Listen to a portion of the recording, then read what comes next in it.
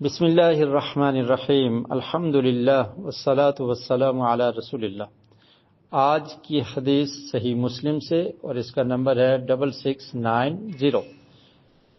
اس کے راوی ہیں حضرت ابو ذر رضی اللہ عنہ، بیان کرتے ہیں قال لی النبی صلی اللہ علیہ وسلم لا تحقرن من المعروف شیئا وَلَوْ أَن تَلْقَى أَخَاكَ بِوَجْهٍ طَلْقٍ۔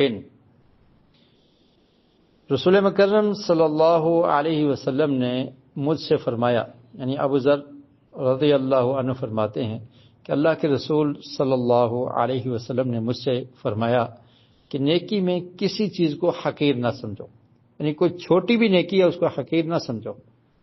چھوٹی نیکی کی بھی بڑی اہمیت ہے، چھوٹی سی نیکی ہو اس کو بھی کرنا ہے، حقیر سمجھ کے اس کو کمتر سمجھ کے چھوڑنا نہیں ہے، کیونکہ اللہ رب العالمین سے اجر و ثواب لینا ہے، نیکی کمانی ہے، تو نیکی کمانے کا کوئی موقع ہاتھ سے جانے نہ پائے۔ ہر لمحہ انسان یہ کوشش کرے کہ میرے ہاتھ سے، میری زبان سے، میرے کسی ایکشن اور عمل سے کوئی نیکی کا کام ہو جائے، تو کسی چھوٹی نیکی کو بھی فرمایا حقیر نہ سمجھو، اور ایک چھوٹی سی نیکی بتا دی، اور میں کسی چھوٹی نیکی کو بھی حقیر نہ سمجھو۔ وَلَوْ أَن تَلْقَى أَخَاكَ بِوَجْهٍ طَلْقٍ، چاہے یہ ہو کہ تم اپنے مسلمان بھائی کو مسکراتے چہرے سے ملو۔ کتنی چھوٹی نیکی ہے، اس میں کوئی پیسے نہیں لگتے، اس میں کوئی محنت اور مشقت نہیں ہے۔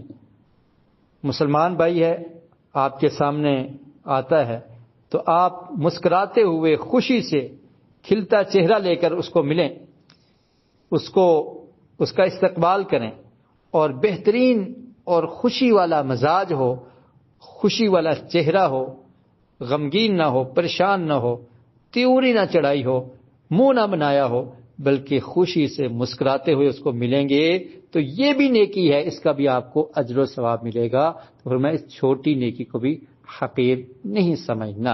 اللہ رب العالمین سے دعا ہے کہ اللہ تعالی ہمیں تمام نیکی والے اعمال کرنے کی توفیق نصیب فرمائے اور تمام برائیوں سے بچنے کی توفیق نصیب فرمائے۔